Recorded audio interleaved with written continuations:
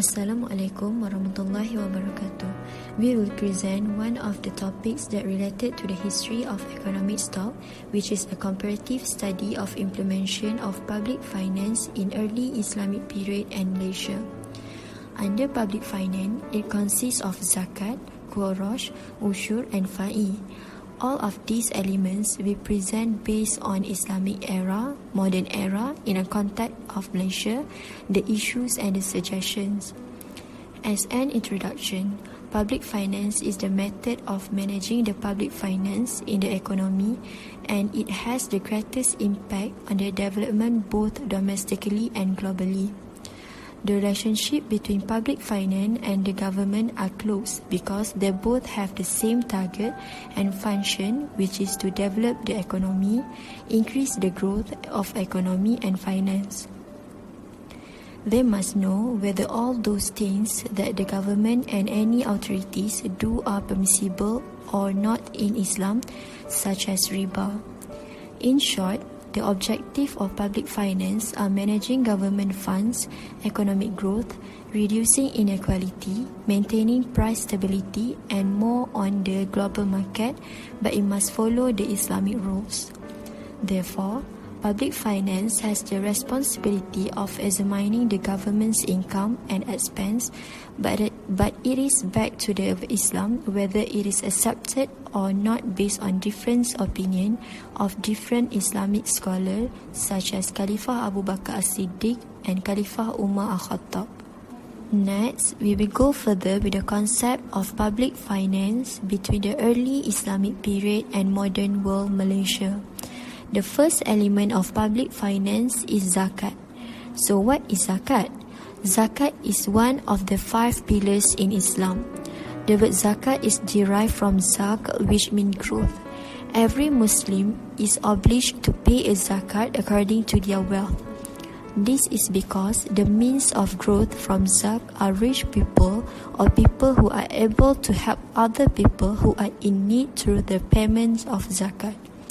Zakat is to motivate those who pay zakat, purify the soul, get closer to Allah, and encourage charity toward other people, because by paying zakat, it does not decrease but increases Muslim wealth. As mentioned in Surah At-Tawbah, verse 103, the meaning is, "Take, O Muhammad, from their wealth a charity by which you purify them and cause them increase, and invoke Allah's blessing upon them. Indeed, your invocations and reassurance for them, and Allah is hearing and knowing." Before going further, there are 5 conditions in order for them to pay zakat, which are Muslim, independent, not enslaved, control their own finance or complete ownership, mid al-tam, reach the minimum threshold for zakat, which is nisab, and the zakatable wealth has been over for a whole lunar year whole. If the Muslim people have all these conditions, they must pay zakat, and if they do not pay, it means they do not follow what has been commanded by Allah subhanahu wa ta'ala. After that, the conditions for people that are able to receive zakat has been determined by the Sharia. There are 8 groups of people that can receive zakat. The 8 group of zakat, which are the poor who are unable to ask others for help out of dignity, the needy who resort to begging, people who are responsible for distributing zakat, people in captivity and slavery, people who are in massive amounts of debt, people who fight for the sake of Allah subhanahu wa ta'ala, travelers who are stranded or struggling in foreign land, and people who are recently reverted to Islam. Thus, with this condition of group that can receive zakat, there will be equality among people and no one will be left behind.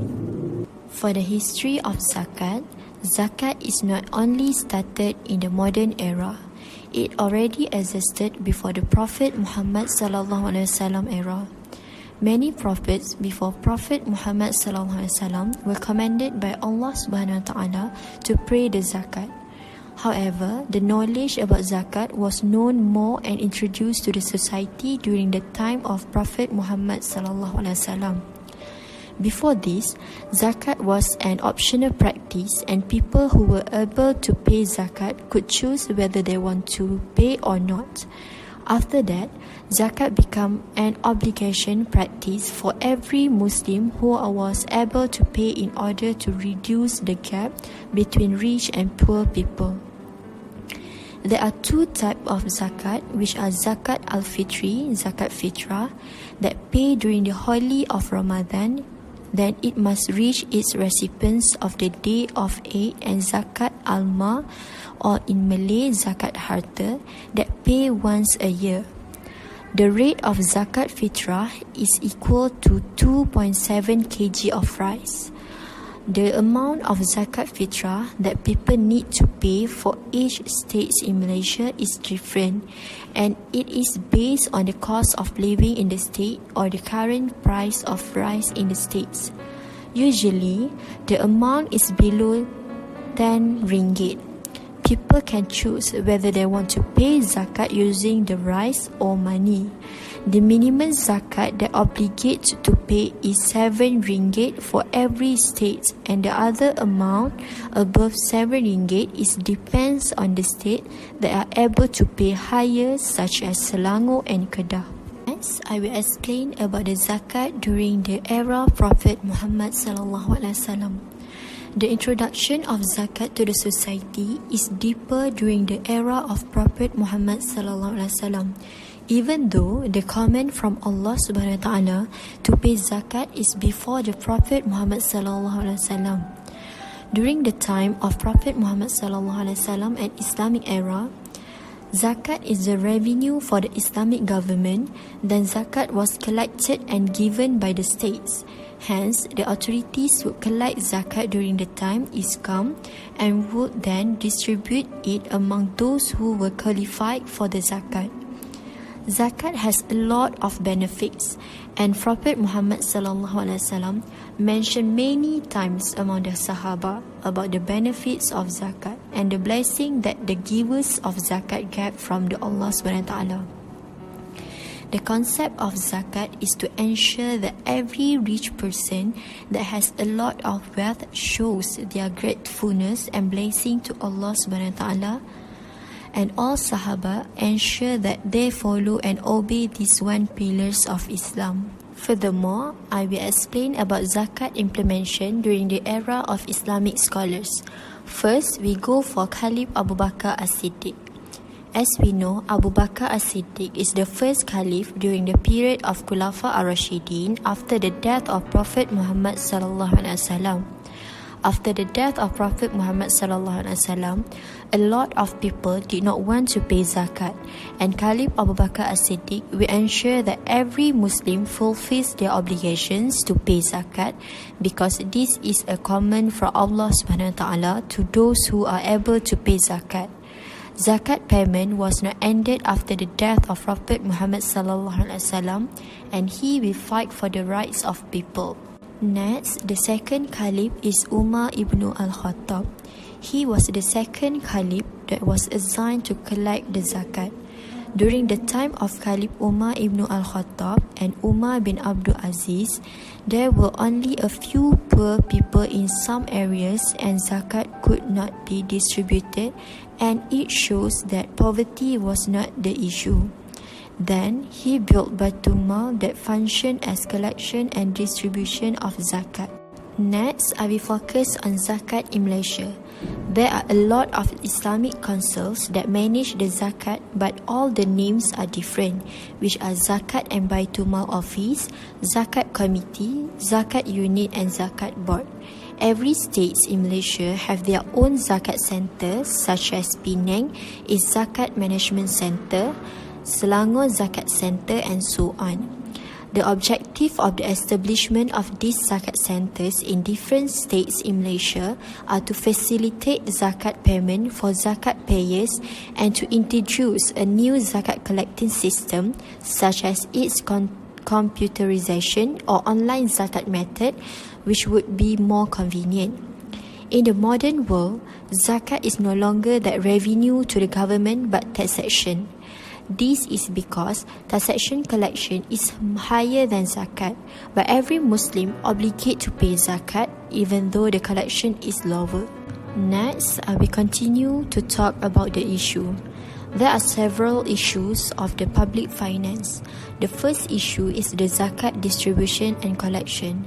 Zakat collection 2.5% per person increased year by year, but the amount of distribution to poor people was not as what had been collected. In some areas, the amount of zakat is not enough, and in some other areas, that amount of zakat is exceeded.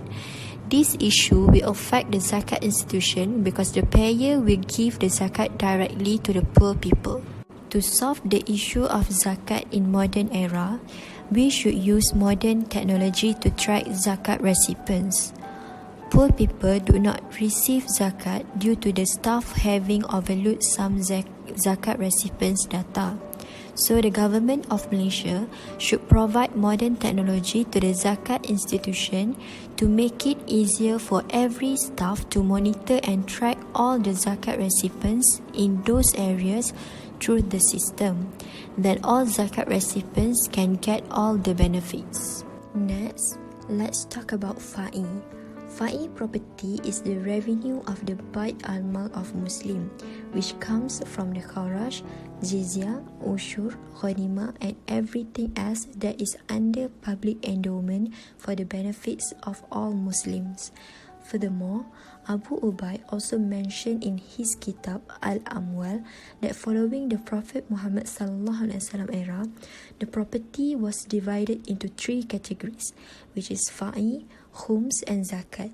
Thus, in the past property period, fa'i simply means public revenue comprising various types of income as developed gradually in the history of Islam, which includes several things such as jizya from al-Ahdima according to the peace treaty agreed by them, kharaj from countries conquered by force, thus specifically by the head of the state, kharaj al-Wazifah, a fixed tribute from the country conquered by peace treaty, and ushur, which is a tax collected from al-Ahdima traders or import taxes from non-Muslim traders al-Alhab. Before we go further, I will continue to talk about history of fa'i.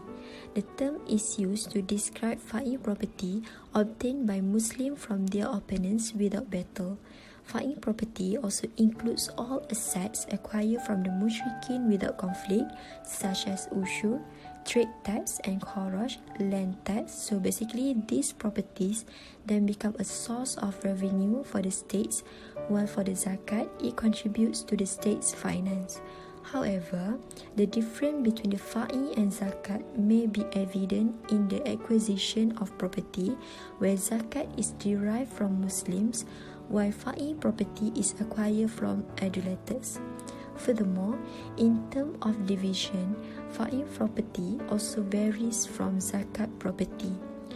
Based on Sharia, the distribution of zakat property, which states that zakat property may be split by the owner to any individual who is entitled to the property, which is what is called asnaf.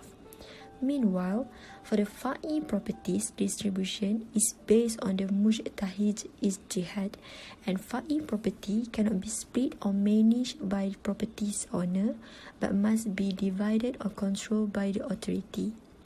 Besides that, according to Abu Ubaid, for those who do not wish to convert Islam, based on the offer given by Rasulullah SAW to the enemies of Islam, there will be imposed the fa'i, and this is how it shows the legitimacy of fa'i. In this circumstance, the Prophet Muhammad SAW provided the mushrikeen with three options. First, he urged non-believers to learn more about Islam. Second, if they refuse to accept Islam, they will issue taxation. Meanwhile, the following option is to seek Allah guidance, and ultimately, if they still refuse to accept the first and also the second option, Muslims must confront and fight them. Then, for fourth option, there must consent to be taxed in accordance with Muslim law if they still refuse to convert in Islam. Besides that, in this contemporary world nowadays, the term fa'i property is not used anymore. Instead of using the fa'i property terms, they changed to a taxation system. As mentioned before, fa'i property includes all assets acquired from ushur, trade tax, kharaj, land tax, and jizya, and basically all of these properties then become a source of revenue for the states. Meanwhile, in Malaysia, like many other countries, has its own tax system which become their public revenue. Malaysian tax are evaluated on a current year basis, and all taxpayers use the self-assessment system. Income earned in, derived from, or transmitted to Malaysia is a tax. There are a lot of tax imposed on citizens or non-citizens in Malaysia, such as corporate income tax, individual income tax, land tax, stamp duty, real property gains tax, sale and service tax, and some others more. Based on government revenues which come from the taxation system, it is used for government expenditure. The expenditure is basically general for everyone. There are few examples of the government expenditure such as education, pension, maintenance law, military, public infrastructure, defense, expenditure for poor and needy people, and etc. All of this spending will use the money from the public revenue.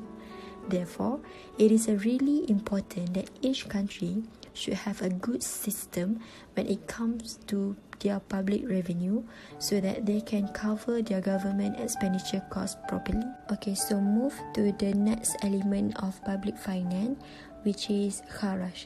Kharaj or al-kharaj can be defined to several meanings such as taxes, revenue, which is come from human property, tribute, rental, income, general property or public revenue or revenue from land, and it is sometimes defined as rate. The origin of the Arabic word al-kharaj comes from Greek, which means tax in the literary official language of Rome. However, it was used to refer as land tax throughout the history of Islam. This land tax during the Islamic era was believed to obtain during the war, and the owner retained the right to cultivate it. Next, I will talk about the history of kharaj. During the period of Prophet Mohamed ﷺ, kharaj was not legalized at that time because Al-Quran has made very clear about the division of spoils of war. It is mentioned in Surah Al-Anfal, verse 41, which means that the Prophet received 1/5 of the spoils of war, and the remaining will be distributed to the army who were fighting in the war.